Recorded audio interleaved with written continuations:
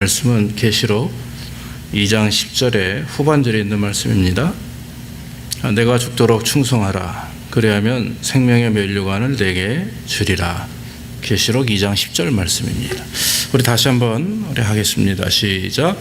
내가 죽도록 충성하라. 그리하면 생명의 면류관을 내게 주리라. 계시록 2장 10절 말씀. 오늘은 요한계시록에 기록된 2장에 기록된 7교회 중에 두 번째 교회 서머나 교회에 대한 말씀을 가지고 고난을 두려워 말라, 이런 제목으로 말씀을 드리기를 원합니다. 오늘 본문 말씀입니다. 계시록 2장 8절로 11절입니다. 서머나 교회 사자에게 편지하기를 처음이요 나중이요 죽었다가 살아나신 이가 가라사대 내가 내 환난과 궁핍을 아노니 실상은 내가 부요한 자니라. 자칭 유대인이라 하는 자들의 회방도 아노니 실상은 유대인이 아니요 사단의 회라.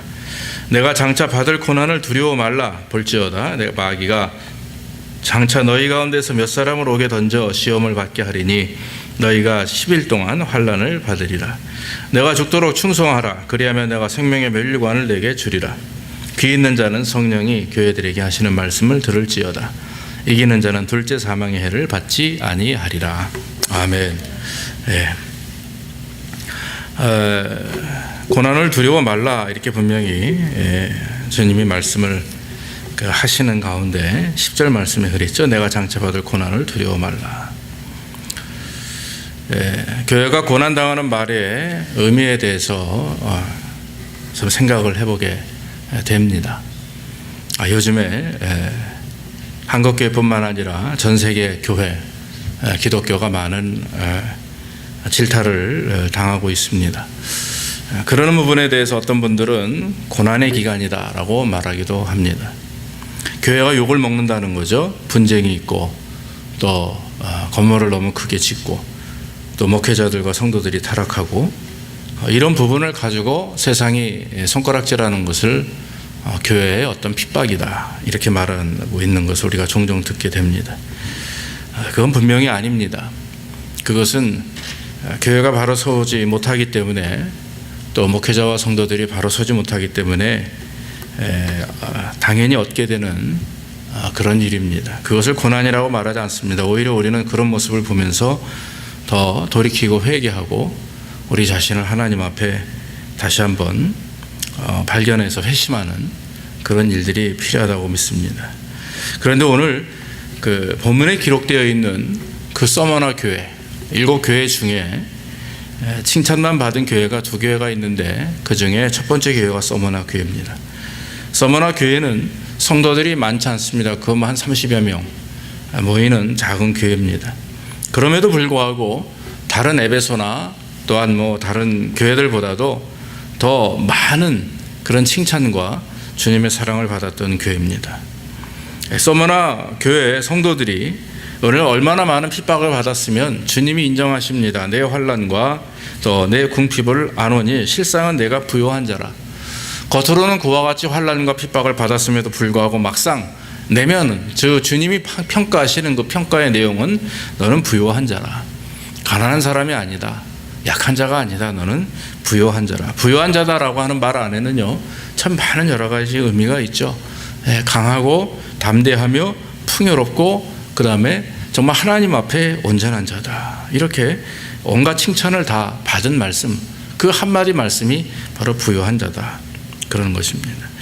서머나 교회 성도들이 핍박과 환난을 받을 만한 이유가 한 가지 있긴 있습니다. 그건 뭐냐면 바로 서머나 자체입니다. 지역 자체가 교회가 세워지기가 어렵고 또 교회 성도들이 자유롭게 신앙생활하기가 굉장히 어려운 지역입니다. 서머나는 자유도시였다고 합니다. 서머나는 로마에 대해서 아주 대단한 충성심을 가지고 있었던 그런 동네입니다. 로마가 세계를 지배하기 전부터 서머나는 로마와 운명을 함께하기로 약조한 그런 도시입니다.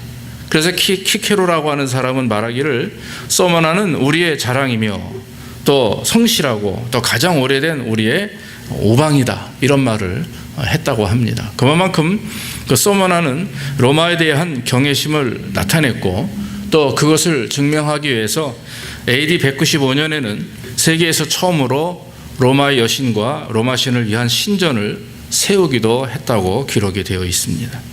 그 후로 서머나에는 로마의 신들을 위한 신전들이 가득하게 들어섰는데 구펠레, 제우스, 아폴로, 네메세이스, 또 아트로티테, 아스클레피오스, 정말 읽기도 힘든 수없이 많은 신전들, 그 로마의 신이 얼마나 많습니까? 로마의 신화에 나오는 신전들을, 그 신의 신전들을 다 가득하게 지었던 그런 지역이 바로 서머나입니다. 이처럼 서머나는 도시 자체가 로마의 우방이었고 로마의 신들을 위한 신전이 가득했기 때문에 서머나 교회는 교회 자체가 세워지기도 어려웠지만 세워진 이후에도 그 성도들을 향한 시민들의 의식이 굉장히 안 좋았기 때문에 이 서머나 성도들이, 교회 성도들이 신앙생활을 자유롭게 하기가 너무나도 어려웠다 하는 것입니다.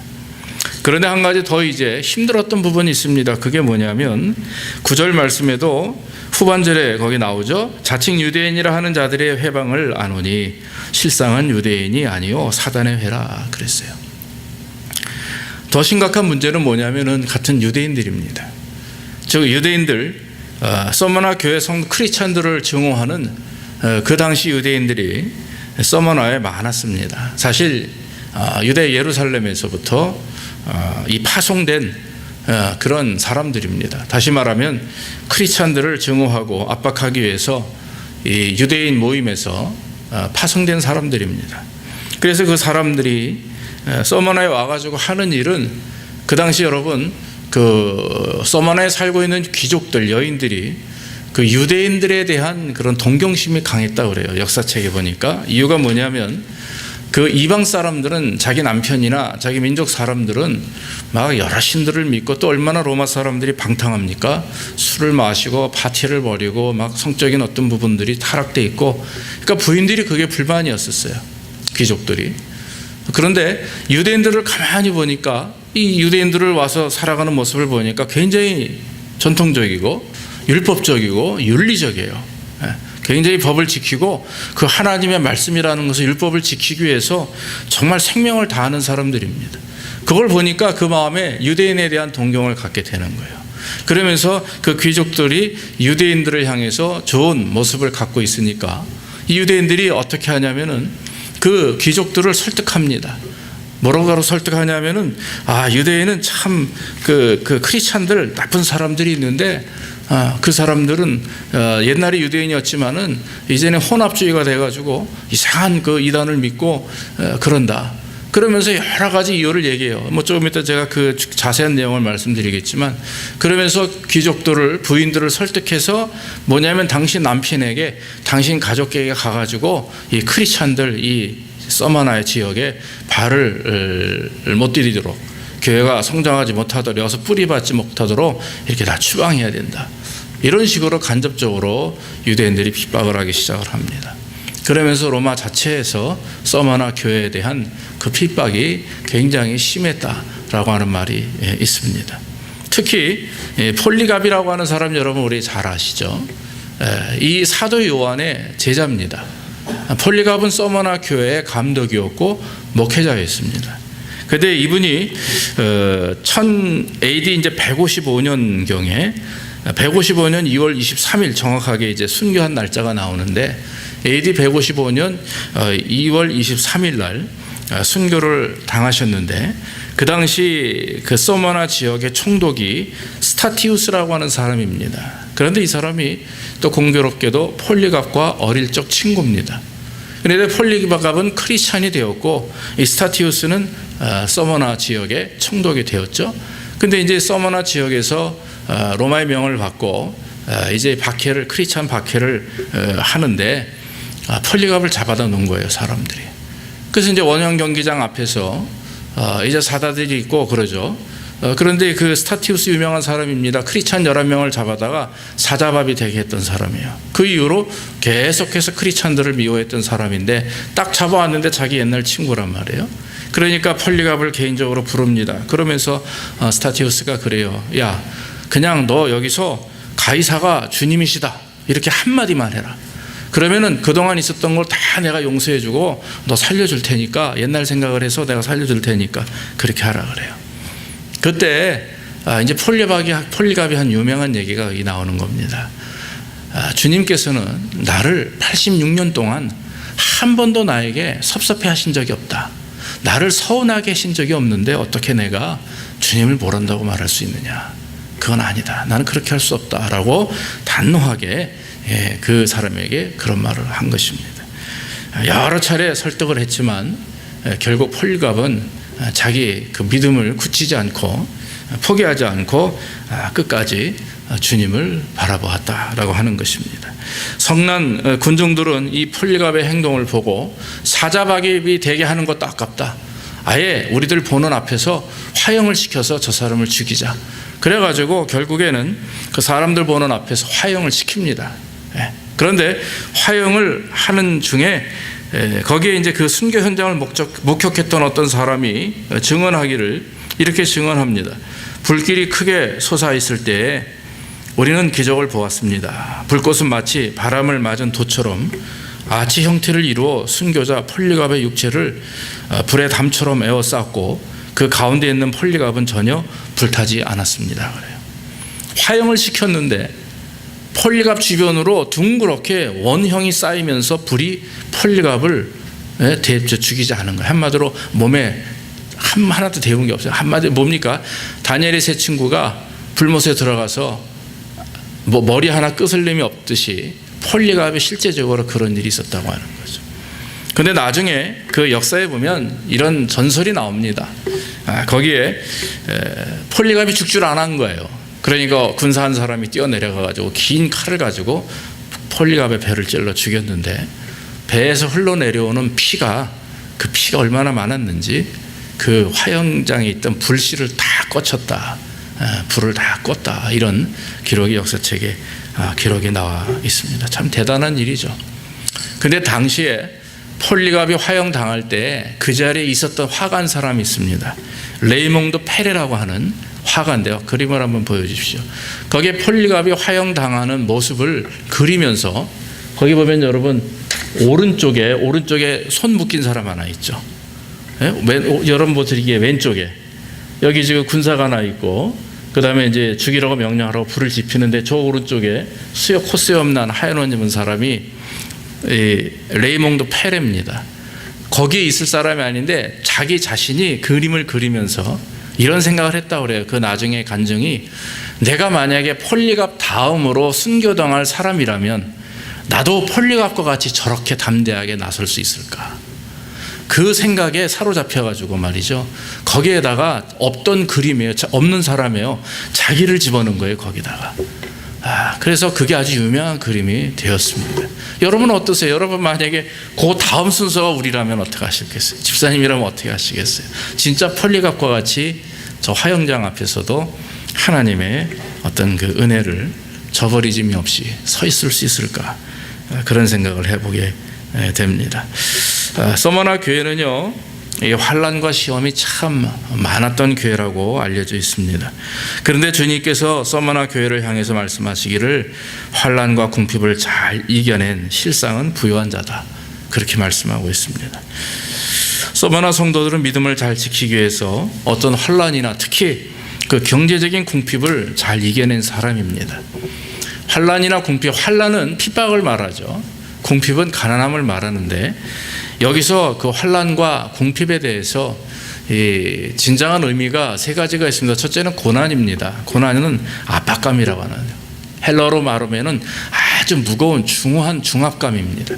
그러니까 진짜 숨 쉴 수 없을 정도의 무거움을 느끼는 거예요. 삶 속에서 그런 고난을 느끼는 겁니다. 정말 빛이 없습니다. 항상 끝에 있는 것, 인생의 맨 끝자락에 있는 것처럼 항상 힘들고 어렵고 희망이 없어요. 소망이 없어요.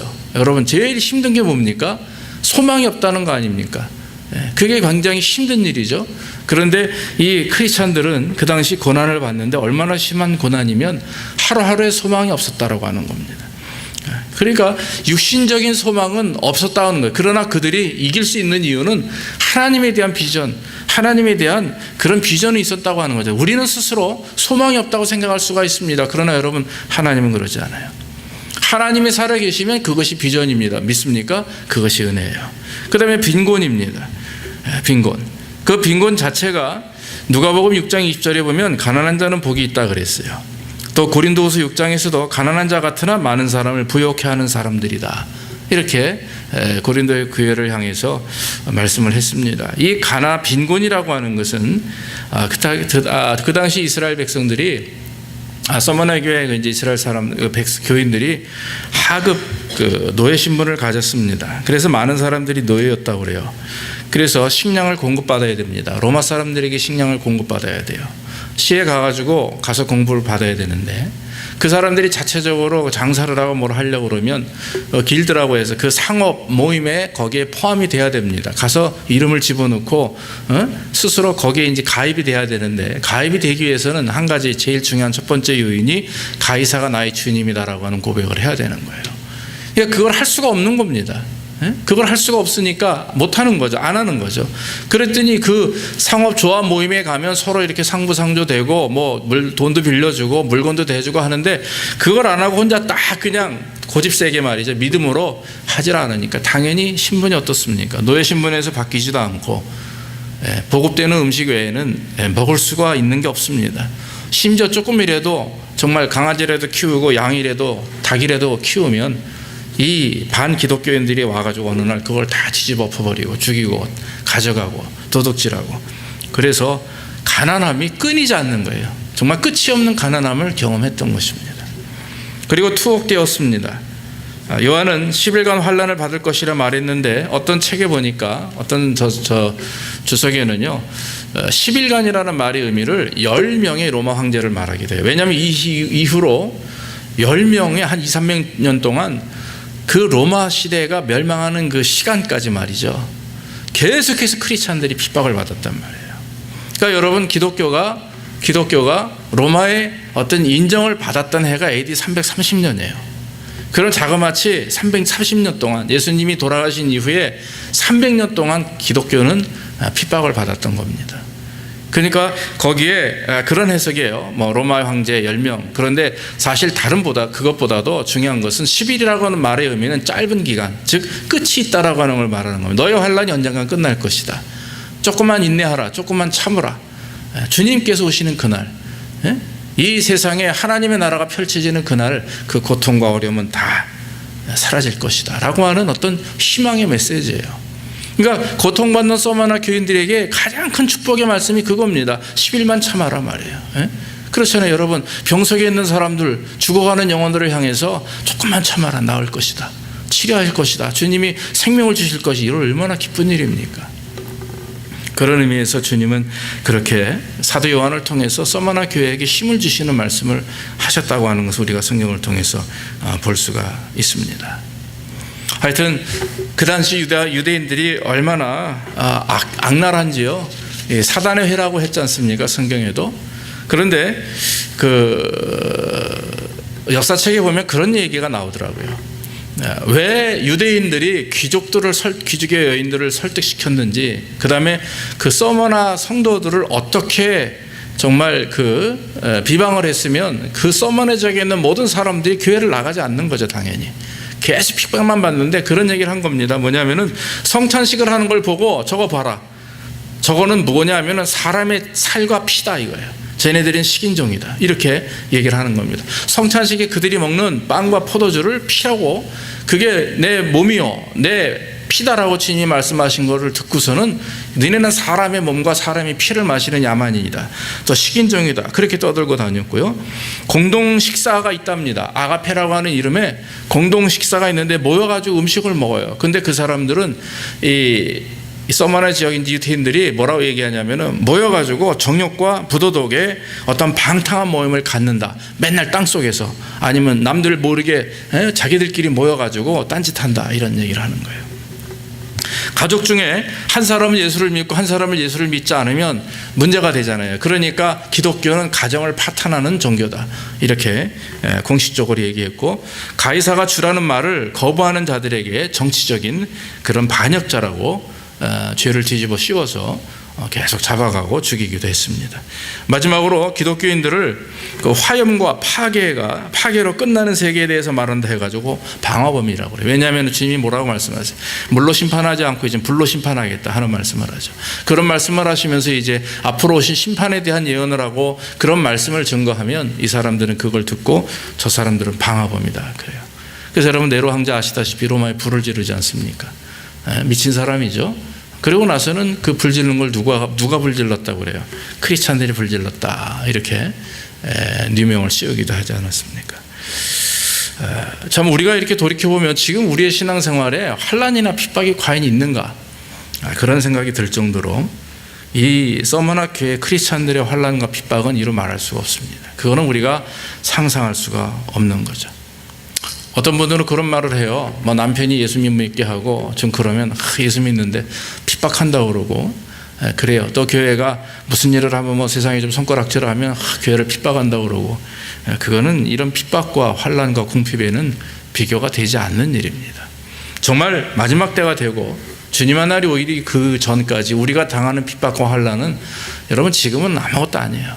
그래서 저는 그렇게 생각을 합니다. 아직 멀었어요. 아직 주님 오시는 날은 가까웠지만 우리가 아직까지도 경험돼야 될 하나님 앞에 서야 될 부분들 정결하게 구별된 자로 서야 될 부분들은 너무나도 아직 멀었다라고 하는 계속해서 순종하고 헌신하고 정말 깨어 있어서 주님 오시는 그날을 대비할 때 우리는 이러한 일을 경험한다 할지라도 믿음으로 이겨낼 수 있는 힘을 얻게 된다라고 하는 것입니다.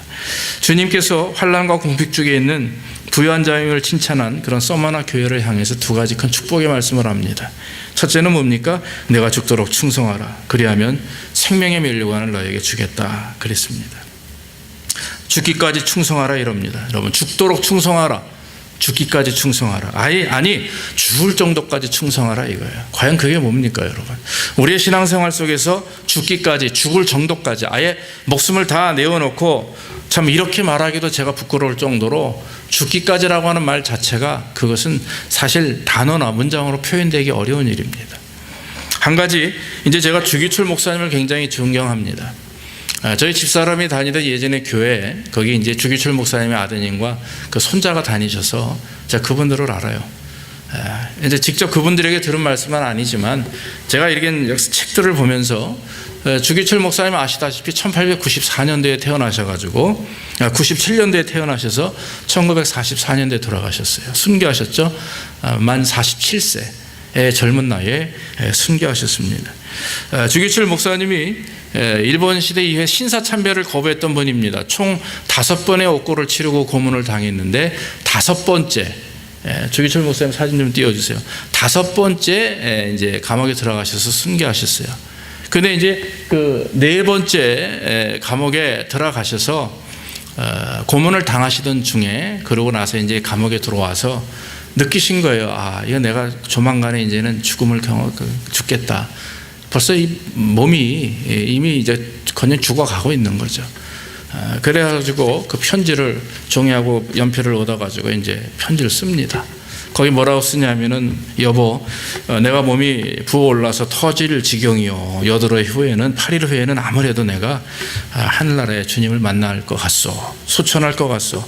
어머니 봉양 잘 해드리고 영진이와 광조 주영진 주광조 장로님이시거든요. 제가 이제 주광조 장로님이죠. 그렇죠? 신성북교회 그 아드님 그 손자분이 주수령 아마 그 집사님이시란 분. 하여튼 잘 부탁하오. 이렇게 얘기를 한 거예요. 그런데 이제 이 유서를 사람을 인편을 통해서 받았어요. 그 사모님 성함이 오종모 사모입니다. 한번 사진 띄워보십시오. 또 오종모 사모님 이게 다 기록이 있더라고요. 오종모 사모님인데 이분이 1903년도에 태어나셔가지고 1947년도에 들어 소천하셨어요. 그러니까 이제 44세 젊은 나이에 소천하셨는데 이제 주목사님 돌아가신 3년 후에 유방암으로 돌아가셨습니다. 근데 이분이 뭐라고 얘기하냐면 그 편지를 읽자마자 그 자리에서 가족 온 사람에게 가서 내 말을 전하시오. 그러면서 아직까지 가정에 무슨 미련이 남아 있어서 이 편지를 나에게 보냅니까? 목사님 어서 당신의 갈 길을 가십시오. 이러고 돌려 보냈어요. 얼핏 듣기에는 서로 부부싸움한 것 같잖아요. 그렇죠? 아직까지 가정에 무슨 미련이 남아 있어서 이 편지를 나에게 보내십니까? 어서 갈 길을 가십시오. 오히려 목사님은 마음이 참 책에 그런 내용 기록이 나와 있더라고요. 너무나 힘들어가지고 막 그 갈등과 그 고통은요 이루 말할 수 없대요. 손양원 목사님이나 그 당시 많은 목회자들이 신사참배를 거부하지 못했던 이유 중에 하나가 너무나 고통과 고문이 심해가지고 그랬대요. 손톱 뽑는 건 일도 아니랍니다. 그냥 생손톱을 그냥 벤치로 뽑고 이 일을 다 뽑아내고, 그다음에 이제 이 주기철 목사님이 당했던 고난이 돌아가시기 직전까지 당한 것이 손을 뒤로 묶고 이 줄에다가 사람을 매달아서 이렇게 왔다 갔다 그네 띄우기라는 그게 살인법이랍니다. 그게 고문법인데, 그래가지고 그냥 흔들리고 있는 사람을 막 내려 서너 명이 모여서 몽둥이나 쇠파이프로 막 내려치는 겁니다. 그러니까 안 죽을래 안 죽을 수가 없죠. 그러고 나서 신사참배 할 거냐 그러면 안 한다고 하는 거예요. 끝까지 안 한다고 합니다. 그런데 그것을 두 아들하고 사모님 앞에서 그렇게 보이는 거예요. 그래서 아버지가 기절하면 이제는 이제 이 사모님을 막 두드려 패는 거예요. 그러면 그 사모님은 그냥 맞으면서도 주여 주여 하면 외쳤다고 그러죠. 아주 유명한 일화입니다. 그 두 아들이 그걸 아버지 어머니의 그 모습을 다 보고 자란 거죠. 나중에 이 목사님이 이제 순교하신 이후에 사모님이 유방암에 걸리셨대요. 근데 여러분 장기려 박사 아시죠? 장기려 박사 들어보시죠. 이분이 이제 그 오사모님을 이렇게 수술하신 박사, 이제 의사하신데 그 수술을 합시다 그랬더니 그럼 하시라고 그러더래요. 그래서 마취를 하려고 하니까 못하게 하는 겁니다. 내가 예수님의 십자가의 고통을 체험하기를 원합니다. 그러니까 수술하지 말고 마취하지 말고 유방 가슴 수술을 하라는 거예요. 암 수술을. 그거를 간신히 이 장기려 박사가 거짓말을 해가지고 설득을 시켰대요. 그래서 이제 수술을 하셨는데 결국 돌아가셨습니다. 얼마 안 있다가. 근데 나중에 이제 장기려 박사의 글에 보면은 히브리서 11장에 나오는 거기에 추가할 만한 믿음의 영웅이시다. 그 부인을 그렇게 사모님을 평가하셨다라고 하는 거죠. 여러분 보십시오. 이게 옛날 얘기예요. 그러나 여러분 중요한 것은 이제 앞으로 만약에 우리가 그 시대가 되고 아까 폴리가브의 그림을 그렸던 그 레오맹드 페레라는 사람이나 오늘 그런 정말 순교 현장에서 죽음을 당하신 수없이 많은 그런 주의 종들, 또 기록에는 주의 종들말이 성도들 무지하게 많습니다. 정말 하나님 앞에서 그 믿음을 잃지 않기 위해서 정말 끝까지 주님을 의지했던 그런 분들, 그런 사람들이 여러분 너무나도 많아요. 어린아이에서부터 그 기록들이 실화들이 너무나 많습니다. 꼬마 아이에게 여자애 4살, 6살짜리 불러놓고서 일렬로 줄 세우고 일본 애들이 말이죠. 그 미국 목사님이 그 얘기를 그 찰스 데니 목사님 교회제 다닐 때 그 얘기를 하시더라고요. 한국 사우스 코리아에 이런 일이 있다. 기독교가 그 나라에 부흥을 일으키게 된 그 원인은 바로 이런 영혼들의 그런 순교와 헌신이다라고 얘기하면서 어린아이 6살짜리 아이가 일본인들이 와가지고 일렬로 교인들 줄을 세워놓고서 예수님 사진 놓고서 침 뱉고 밟고 지나가라 했는데, 죄송한 얘기지만 목사부터 장로 집사까지 다 밟고 지나갔는데 마지막 6살짜리 주일학교 어린아이가 사진을 옷으로 닦으면서 울면서 예수님 죄송해요 그랬다는 거 아니에요. 근데 결국 아시잖아요. 그 애만 살리고 나머지는 다 죽음을 당해서 다 총살을 해버렸어요.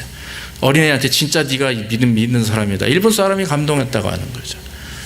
사실 여러분 환난이라고 하는 것이, 핍박이라고 하는 것이 우리는 얘기합니다. 그러나 말합니다. 우리는 우리가 사는 삶에 어떤 경제적인 어려움을 경험하고 신앙의 문제를 경험하고 교회 부흥이 안 되고 또 가정이 무슨 복을 안 받고 이러면 이게 다 어려움이라고 얘기하고 환난이라고 얘기하고 당하는 궁핍이라고 얘기하는데, 사실 여러분 이거는 아무것도 아니죠. 정말 저와 여러분들이 만약에 주기철 목사님과 같이 그 자리에 설 수 있는 축복을 얻는다면 저는 그 축복이라고 생각합니다. 과연 우리가 그와 같이 주님을 배신하지 않고 끝까지 주님을 붙들 수 있을까? 한번 우리 자신을 돌이켜봐야 되는 것입니다. 이와 같이 죽도록 충성하는 사람에게 하나님이 말씀하신 것이 생명의 면류관을 주신다라고 하는 거예요. 바울은 의의 면류관이라고 얘기했고 기쁨의 면류관이라고 얘기했습니다. 베드로는 어떤 영광의 면류관이라 그랬어요. 생명의 면류관은 의의 면류관이요, 또 기쁨의 면류관이요, 영광의 면류관입니다. 그 생명의 면류관이라고 하는 면류관의 단어를 사용되는 것이 이 로마 경기장에서 올림픽 할 때 1등 해가지고 금메달리스트한테 주는 관이에요. 그런 의미예요. 한마디로 말하면 디모데전서 후서에 나와 있는 말씀처럼 달리는 경기장에 달리는 사람이 앞만 보고 달려야 되지 않습니까? 뒤도 바라보지 아니하고 달려야죠. 그래서 여러분 사도 바울이 빌립보 3장 14절의 말씀처럼 표대를 향하여 위에서 부르신 부름의 상을 위하여 내가 쫓아가노라 말씀하신 것처럼 그 부르신 부름의 상, 그 표대는 바로 주님 나라 들어가는 그 순간입니다. 주님 오시는 그 날까지, 주님을 만나는 그 날까지가 우리의 표대가 되는 것이고, 그 표대를 향해서 나아가는 성도들에게 주시는 축복은 바로 영원한 생명의 면류관이다라고 하는 것입니다. 마지막으로는 이기는 자는 둘째 사망의 해를 받지 않는다 그랬어요. 두 번째 죽음을 면치 않을 것이다. 왜 사람이 두 번 죽습니까? 첫째는 육신의 죽음을 말하는 거 아닙니까? 사람은 다 죽습니다. 여기 계신 저와 여러분들 다 죽어요. 죽습니다. 그것은 육신의 죽음이에요. 그러나 여러분, 영혼이 죽는 경우가 있어요. 그 단계가 두 번째 단계입니다. 그거 뭡니까? 주님 앞에 서가지고 계시록 20장 11절 이후에 보면 그 말씀이 있습니다. 뭐라고 얘기하냐면은, 또 내가 크고 흰 보좌와 그 위에 앉으신 이가 이를 보니 땅과 하늘이 그 앞에서 피하며 또 간데 없더라. 또 내가 보니 죽은 자들이 큰 자나 작은 자나 그 보좌 앞에서 있는데 책들이 펴 있고 또 다른 책이 펴 있으니 곧 생명책이라 그랬어요. 앉혀 있는 영혼들 보고 생명책을 보면서 생명책에 기록이 된 자들은 구원을 받고 생명책에 기록이 되지 않은 자들은 지옥으로 가는 거예요. 그리스도를 믿고 예수를 믿음으로 구원받고 거듭난 자들, 그런 구원을 받는 것이고, 그렇지 않으면 지옥 가는 것입니다. 이것이 바로 둘째 사망이에요. 하나님 앞에서, 하나님 면전에서 그 사람의 인격과 영혼의 존재가 완전히 멸망당하는 것, 이게 사전적 의미예요. 이게 둘째 사망입니다. 할렐루야. 우리는 구원받은 거예요. 그러나 여러분, 중요한 것은 정말 거듭나야 되는 겁니다. 주님을 아는 자, 교회 다니는 자가 아니에요. 정말 거듭난 자, 예수 그리스도를 나의 구주로 섬기고 거듭난 자. 그래서 저와 여러분들이 거듭났나 한번 확인해 보고, 날마다 하나님 앞에서 말이죠, 그냥 말씀 가운데 어떻게 하면 내가 주의 말씀대로 순종할까 살며 매 시간마다 지금 내가 말하는 것, 행동하는 것, 내가 지금 일하는 것, 모든 매 순간마다 하나님의 그 은혜를 사모하면서 말이죠, 주님과 동행하는 그런 모습들, 정말 뭐라고 표현할 수 없는 그런 주님과의 만남과 동행, 이것이 오늘날 우리에게 필요하다고 하는 것입니다. 그렇기 때문에 여러분, 이 요한계시록은 축복의 말씀일 수밖에 없는 거예요. 이게 심판의 말씀, 두려움의 말씀이 아닙니다. 왜냐하면 깨닫게 하시는 말씀이고 돌아보게 하는 말씀이고, 또 하나님이 믿는 자에게 구원을 주신다라고 하는 것을 아주 증거하시는 말씀이기 때문에 우리는 이 둘째 사망을 피할 수 있음에 대하여 감사하고, 중요한 것은 저와 여러분들이 그저 나 예수님 믿는다, 교회 다닙니다, 직분 있습니다가 결국 우리 믿음의 표대가 아니라고 하는 거예요. 예수 그리스도, 그 주님을 위해서 목숨을 바칠 수 있고, 또 주님을 위해서 정말 내 모든 것을 드릴 수 있는 그런 믿음과 그런 어떤 확신을 가지고 하나님을 섬기는 그런 성도들에게 주시는 하나님의 축복이 구원이라고 하는 것입니다. 서머나 교회 성도들은요, 구원받은 성도들입니다. 주님이 말씀하셨어요. 생명의 면류관을 줄 것이며, 그 다음에 둘째 사망을 너희가 면할 것이다.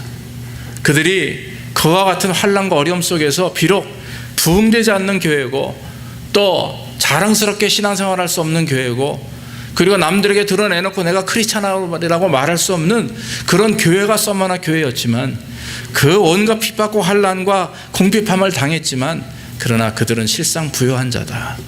하나님이 축복하시고 온전히 그들만이 하나님께 영광을 돌리는 자다라고 하는 것입니다. 그래서 여러분, 에베소 교회나 버가모 교회나 주변에 있는 교회들 보면 다 한 가지 책망이 있지 않아요. 그러나 이와 같이 환난정이 있음에도 불구하고 믿음으로 주께 영광을 돌리는 서머나 교회, 우리 아틀란타 제자교회가 정말 그런 교회가 되길 원합니다. 또 여러분들이 그런 성도들이 되길 원합니다. 그래서 여러분, 마지막으로 말씀을 드리는 것은 저와 여러분들이 정말 우리 자신을 돌이켜보면서 내가 그리스도인으로서 예수님 때문에 당하는 환난이 지금 있는가 이거예요.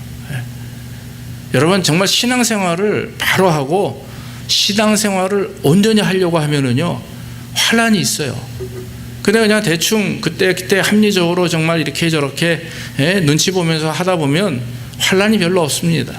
그런데 제대로 신앙생활을 하려고 하면, 제대로 믿음 생활을 하려고 하면 환난이 당연히 있는 겁니다.